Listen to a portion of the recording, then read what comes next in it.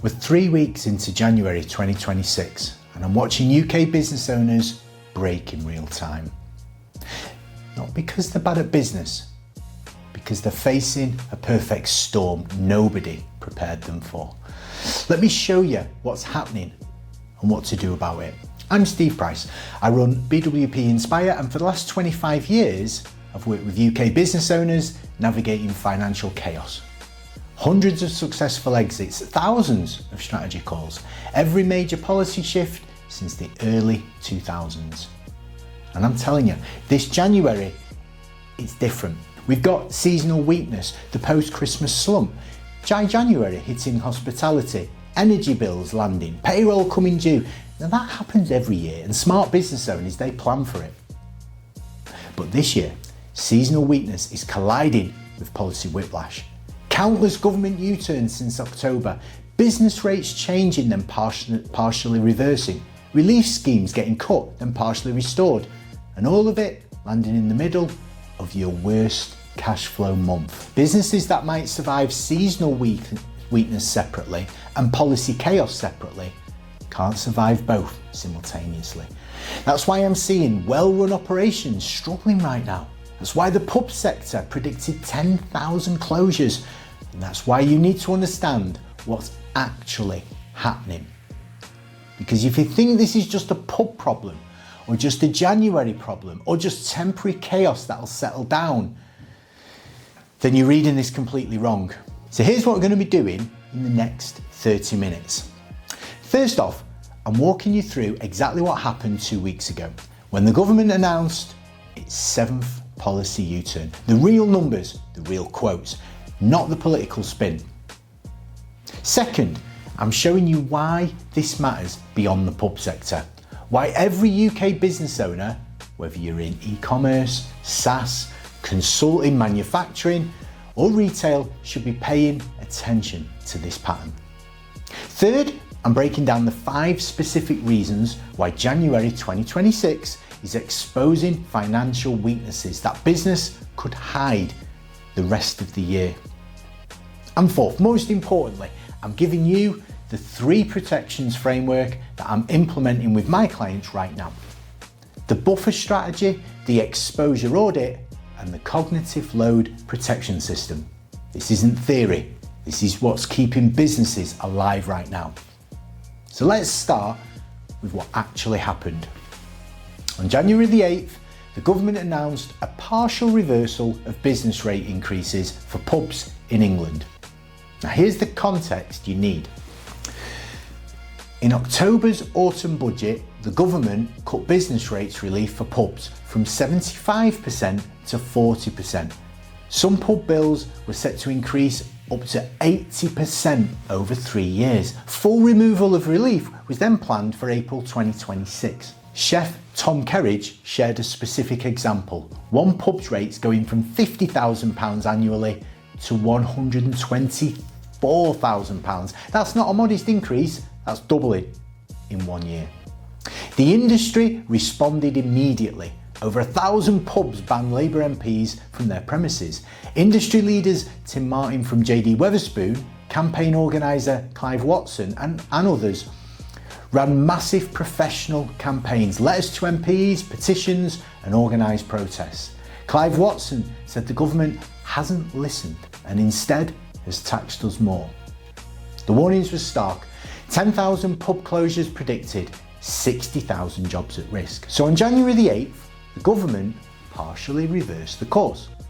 Enhanced transitional relief for qualifying pubs, relaxed licensing rules, some breathing room. The British Beer and Pub Association welcomed it, but they immediately noted that this is the key quote, it doesn't solve underlying issues. The Taxpayers Alliance was more blunt. They called it a pitiful sticking plaster. Sonia Soda called the entire situation a total mess. And here's what matters most.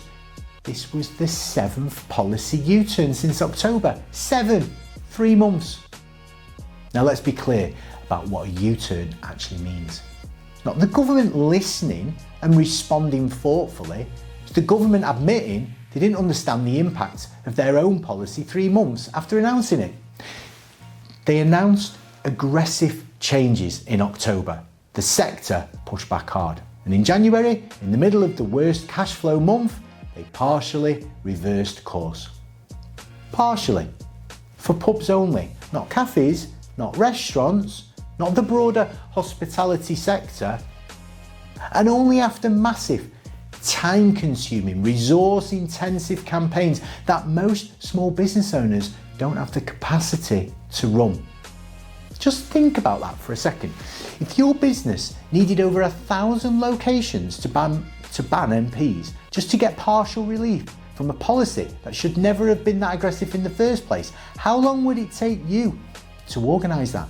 If you're running a 5 to 15 person operation where you're the strategy department, the operations department and the finance department all at once, you don't have time to organise petitions.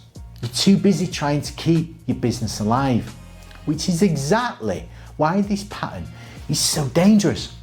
Because policy relief in 2026 doesn't go to the businesses that need it most. It goes to whoever screams the loudest, and the sector's too busy running their businesses to scream. Well, you're in the absorb the full hit category. That's what happened. That's what it means. And that's why every UK business owner should be paying very close attention to this, even if you don't own a pub. Right, so that's what happened in the pub sector. Now, let me show you why this matters to your business, even if you've never pulled a pint in your life.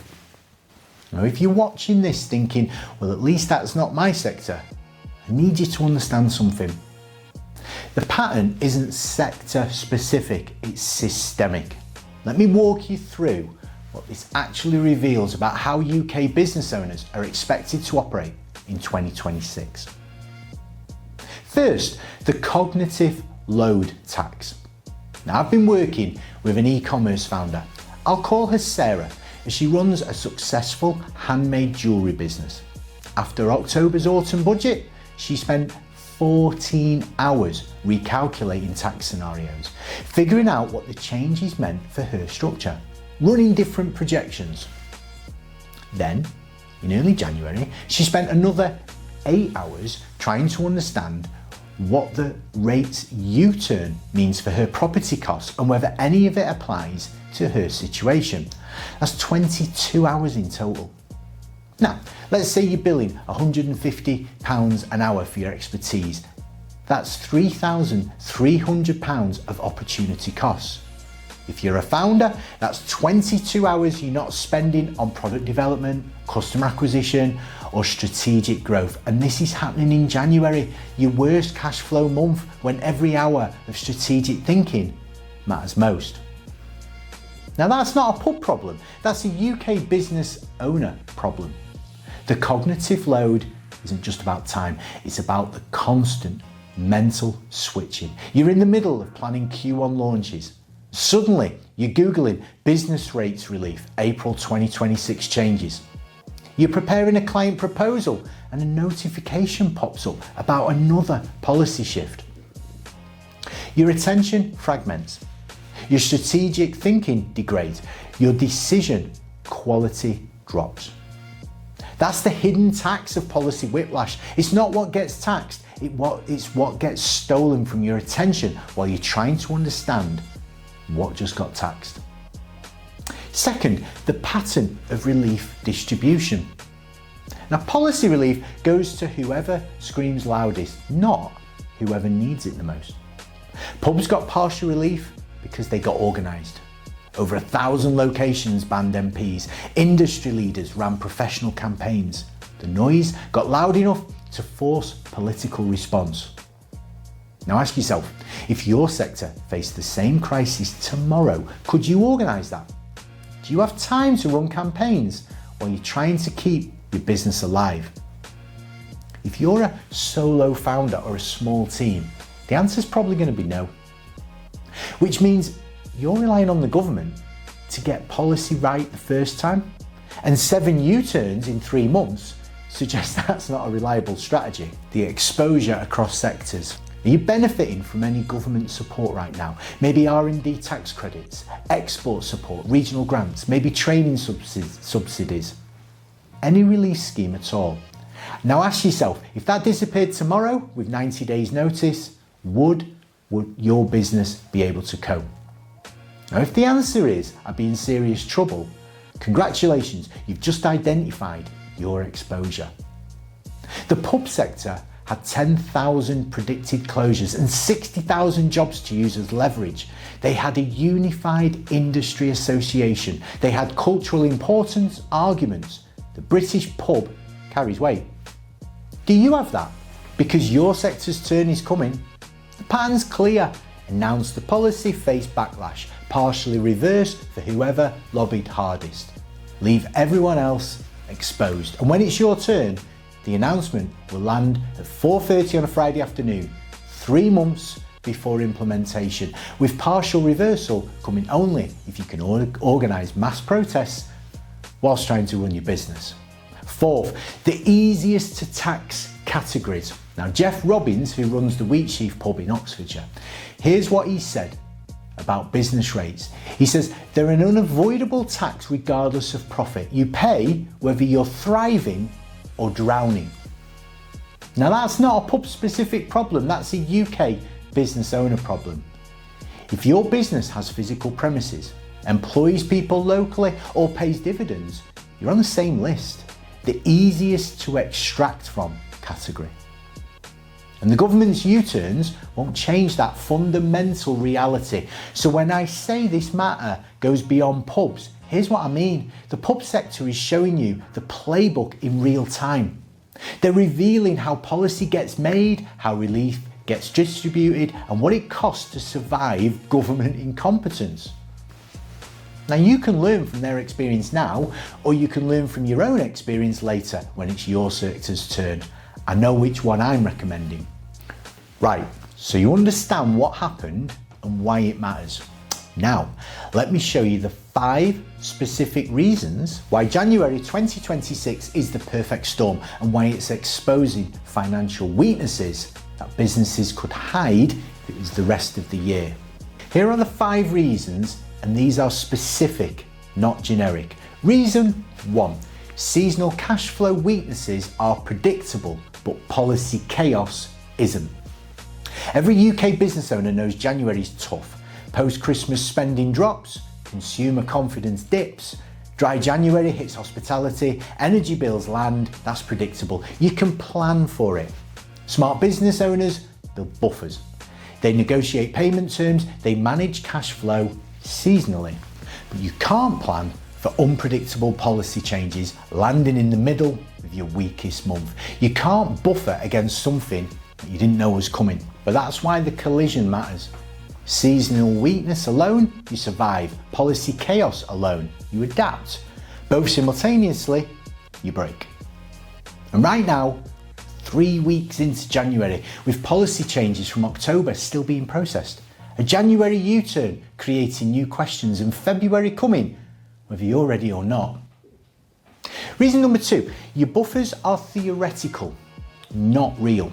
So most UK business owners think they have buffers. Emergency funds, rainy day savings, 3 months of operating costs in the bank. January tests whether those buffers are real or theoretical. Real buffers mean you can survive 90 days of zero revenue without emergency measures. Theoretical buffers mean you've got some cash, but you haven't stress tested it against worst case scenarios. So here's the test. If your rates doubled tomorrow, like they did for Tom Kerridge's pub example, could you survive the next 90 days with your current cash position and current commitments? Not could you eventually adjust, not could you probably find a way. Can you survive right now? If your answer is anything other than yes, I have 6 to 12 months of operating costs accessible, you don't have real buffers. You have hope. And hope isn't a financial strategy. January exposes that difference because January is when theoretical buffers run out and real buffers actually matter. Reason 3, policy uncertainty compounds operational stress. Here's what makes January 2026 uniquely brutal. You're not just managing normal January stress, you're managing January stress plus policy uncertainty. And think about your typical January workload. You're closing Q4, filing year end, planning Q1, managing payroll, chasing receivables, negotiating with suppliers. Now add trying to understand which relief schemes still apply, recalculating scenarios based on partial policy reversals, figuring out if your sector qualifies for anything, monitoring the next potential U-turn. That's operational stress plus strategic uncertainty, and your brain can't handle both at full capacity. Something gives. Usually it's strategic thinking. You default to reactive mode. You stop planning and start surviving. And that's exactly when businesses make expensive mistakes. That's when you miss opportunities. That's when you sign contracts you shouldn't or delay decisions that you should make. Now, policy uncertainty in January doesn't just cost money. It degrades decision quality at precisely the moment decision quality matters most. Reason 4, the absorb the full hit category is larger than you think. Now, pubs got partial relief, but look at who didn't. Cafes, same business model, different classification, no relief. Restaurants, hospitality sector, employing thousands, no relief. Retail with physical premises, massive rate increases, no relief. Small manufacturers hit by energy costs and rate changes, no relief. Service businesses paying dividends, caught by national insurance changes, no relief. The absorb the full hit category isn't a minority, it's the majority of UK small businesses. And January is when you find out you're in it, because that's when the bill lands, the changes take effect, and the relief schemes you thought might apply turn out to exclude your specific situation. If you're in the absorb the full hit category and you didn't know it until mid-January, you don't have time to build buffers before February. You're already behind. Reason 5, the next U-turn won't save you. This is the hardest one to accept, but it's the most important. Now, 7 U-turns in 3 months sounds like chaos, but some business owners are interpreting it as hope. The government reversed course on pubs. Maybe they'll reverse course on my sector too. Now that's a dangerous assumption. Pubs got partial relief after massive campaigns, after over 1,000 locations banned MPs, after national media attention and 10,000 predicted closures, 60,000 jobs became talking points. So could your sector organise that? And even if you could, the relief was partial. It bought time. It didn't actually solve anything. The British Beer and Pub Association said explicitly it didn't solve the underlying issues. If you're building your financial strategy around the hope that the next U-turn will favour your sector, then you're gambling your business on government competence. And 7 U-turns and counting in 3 months is what government competence looks like in 2026. The next U-turn might come, it might even help, but it won't save you if you don't have buffers to survive until it arrives. So those are the 5 reasons. Seasonal weakness meets policy chaos. Theoretical buffers get exposed. Operational stress compounds strategic uncertainty. Most businesses are in the absorb the full hit category, and you can't rely on the next U-turn. That's why January 2026 is the perfect storm. That's why you need the 3 protections. Right, so now you know why businesses are breaking. You know why January is exposing weaknesses. You understand the 5 specific reasons. So now let me give you the solution. These are the 3 protections that I'm implementing with my clients: the buffer strategy, the exposure audit, and the cognitive load protection system. This is what keeps businesses alive when government is exactly this incompetent. I'm not going to pretend there's a magic solution to government incompetence. You can't control Westminster. You can't control when they announce policies, reverse them, or decide your sector doesn't qualify for a relief, but you can control 3 things.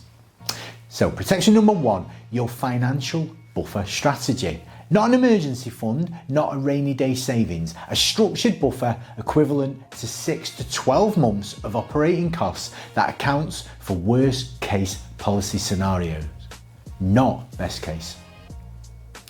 This isn't just cash in the bank, it's a multi-layered system.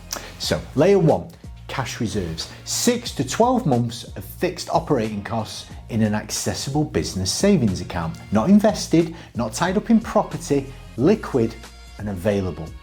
Layer 2, accessible credit lines you're not currently using, pre-approved overdraft, business credit cards with limits you haven't touched, lines you could access in 48 hours if you needed to. Layer 3, relationships with suppliers who will extend payment terms if necessary. Agreements you negotiate now before you need them that give you 60, maybe 90 days instead of 30 if cash starts to get tight. This is real buffer architecture, not hope. Not we'll figure it out, actual systems that you can deploy. And here's the key, you build this when you don't need it, because by the time you need it, then it's too late to negotiate. Now Sarah, the e-commerce founder, should have built this last summer. She's building it now in January, which means every hour she spends on it is an hour she's not spending on Q1 launches. That's backwards. If you're watching this, you don't have 6 to 12 months of operating costs accessible right now. That's your February priority, not March, February. Protection 2, your exposure audit. Map exactly where government policy decisions hit your business. Start with relief schemes you're currently benefiting from. Maybe it's R&D tax credits, export support, regional grants or training subsidies. Write them all down and then for each one, answer this question. What's my fallback if this disappears with 90 days notice? If you don't have an answer, that's not a gap in your planning. That's a structural vulnerability. Next, tax structures that could change. Are you paying yourself through dividends? Now we know that structure is under pressure. Are you benefiting from any capital allowances? Those phase out. Are you claiming relief on business rates? That's volatile. For each exposure point, you need a plan B. What do you do if that relief gets cut? What does your cash flow look like if that structure gets taxed differently? How do you adapt if that support disappears? This isn't pessimism. This is reality-based planning.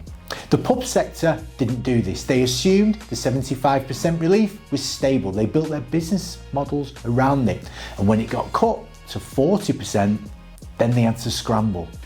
Don't be the pub sector. Do the exposure audit now. And here's the uncomfortable truth. If you discover you're exposed in 5 different areas and you don't have fallbacks for any of them, that's useful information. That tells you exactly what you need to fix before the next policy announcement lands. Protection 3, your cognitive load protection system. So every hour you spend reacting to policy changes is an hour you're not spending building your business. Remember, Sarah spent 22 hours since October just trying to understand policy implications. That's nearly 3 full working days of strategic time consumed by government chaos. You can't eliminate that entirely, but you can dramatically reduce it, and here's how. First, work with advisors who monitor policy changes on your behalf. It's part of what we do at Inspire. Our clients don't spend 14 hours parsing the autumn budget. We parse it, model the implications for their specific situation, and give them a 10-minute briefing on what actually matters to them. That's cognitive load protection. You're outsourcing the monitoring to someone whose job it is to stay current on policy. Second, systems that can quickly model financial impacts. When a policy change lands, you need to know within an hour whether it materially affects you or whether you can safely ignore it. That means having scenario planning tools that let you input rate increase 20%, or relief drops to 40% and immediately see the cash flow impact, not spending 8 hours on spreadsheets. And third, decision frameworks that help you assess react now versus wait and see without paralysing your operations. Not every policy announcement requires immediate action. Some are proposals, some are consultations, some get reversed before they're implemented. But you need a framework for deciding which category any given announcement will fall into. Otherwise, you're either reacting to everything which exhausts you or ignoring everything which exposes you. The goal isn't to become a policy expert. The goal is to insulate your strategic thinking from government chaos so you can keep building your business while staying protected. Now, most UK business owners have none of these three protections. Some have one. The ones who thrive through policy chaos, they'll have all three. The public sector is learning this in real time. Some will survive, but many won't. The difference isn't the quality of their beer or the loyalty of their customers. It's whether they built these three protections before they actually needed them. Right, so you've got the framework: buffer strategy, exposure audit, cognitive load protection. Now let me tell you what to do in the next 10 days. With 3 weeks into January, you've got 10 days left before February. And February doesn't care whether you're ready or not. Here's what February brings: rent and rates due on the 1st, supplier payments you negotiated to push from January, Q1 tax instalments if you're on a payment plan, payroll again, and whatever January receivables didn't materialise showing up as February cash flow gaps. Now, if January exposed weaknesses, February is going to exploit them. So here's your diagnostic. Run this right now. Question 1, current cash position. Look at your business account. Next 90 days of committed costs. Are you confident you can cover everything without emergency measures? If you hesitated, that's your answer. You don't have real buffers. Question 2, time spent reacting to policy.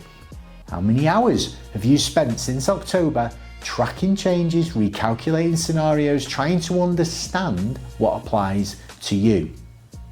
If it's more than 10 hours, you're bleeding strategic time to government chaos. You need cognitive load protection. And question 3, exposure to relief schemes. Are you currently benefiting from any government support? What's your fallback if that were to disappear? If you said, I haven't thought about it, well, that's structural vulnerability. You need the exposure audit. Question 4, backup plans. What are you assuming won't change? Rates staying stable? Relief schemes continuing? Tax structures remaining the same? And what happens if you're wrong? If you don't have an answer, you're running on hope. You've got 10 days to fix these 4 things before February turns weaknesses into crises. So here's the priority order. First, get cash position to 6 months minimum. Cut non-essential spending, negotiate payment extensions, pull forward receivables if you can. This is survival level priority. Second, complete the exposure audit. List every relief scheme, every tax assumption, every policy dependent element of your business model. 1 page, do it this weekend. And third, establish cognitive load protection. If you're doing this yourself, you're actually behind. Get help. Whether that's an accountant who monitors policy, a financial advisor who models scenarios, or a system that absorbs this on your behalf. Fourth, communicate with your team and suppliers. If cash flow is tight, tell suppliers now. If you need flexibility, negotiate now. Waiting until you're desperate destroys any chance you have of leverage. 10 days, 4 priorities. Do this before February the 1st, or February will teach you why these protections matter the hard way. Right, so that's the 30-minute survival guide. You know what happened. You know why it matters. You know the 5 reasons January exposes everything, and you know the 3 protections that you're going to need. The pub sector's pitiful sticking plaster is a preview of what policy relief looks like in 2026. Partial, delayed, only to whoever screams the loudest. Your job isn't to hope for better government. Your job is to build a business that survives regardless. And that's exactly what we teach. On February the 2nd, we're launching the Inspired Money Freedom course, the complete implementation system for these 3 protections. The buffer calculator that tells you exactly how much you need for your specific situation. The exposure audit templates that map your vulnerabilities in under an hour. The cognitive load protection systems that monitor policy on your behalf. Plus, the full Freedom Fusion blueprint, the framework that aligns your business growth with your personal aspirations, so you're not just surviving chaos, you're building towards something meaningful. If you want early access, hit the link below. You get the framework overview, the February survival checklist, and first notification when the doors open on the 2nd. And if you need help before then, if your cash position is tighter than you're comfortable with, if you're not sure whether you're in the absorb the full hit category, if you want to run through your specific situation, I've got capacity for just 2 more strategy calls this week. Book through the link below. 30 minutes, we'll map your exposure, we'll identify your priorities, and we're going to build the action plan. No cost, no pitch, just clear thinking about your specific situation. Because here's what I know after 25 years of doing this. Businesses don't fail because they're bad at what they do. They fail because they get blindsided by things that they didn't see coming. You can't control government incompetence, but you can control whether it blindsides you. Build the buffers, audit the exposure, protect your cognitive load, and do it before February the 1st. Thanks for watching. Now go run that diagnostic.